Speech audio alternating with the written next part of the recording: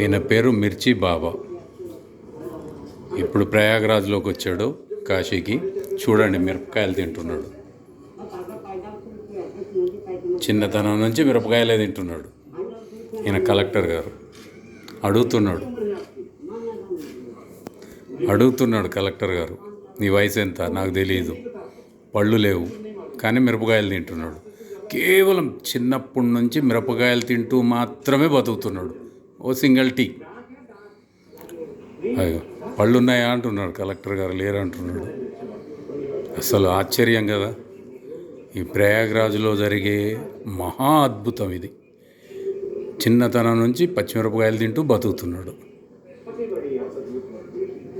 అసలు ఆశ్చర్యపోతున్న కలెక్టర్. అదిగో మిరపకాయలు తీసుకొచ్చి చూస్తున్నారు.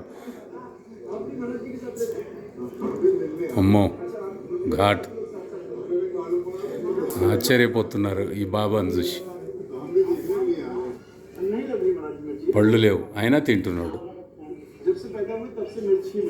అది పుట్టినప్పటి నుంచి మిరపకాయలే తింటున్నాడు. పాములు కాటేసినా ఆయనకేం కాదంట.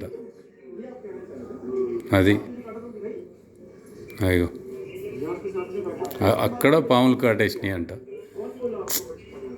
గ్రేట్. అంత దేవుడి దయ, నాదేమీ లేదు. ఈయన పేరు మిర్చి బాబా. గ్రేట్.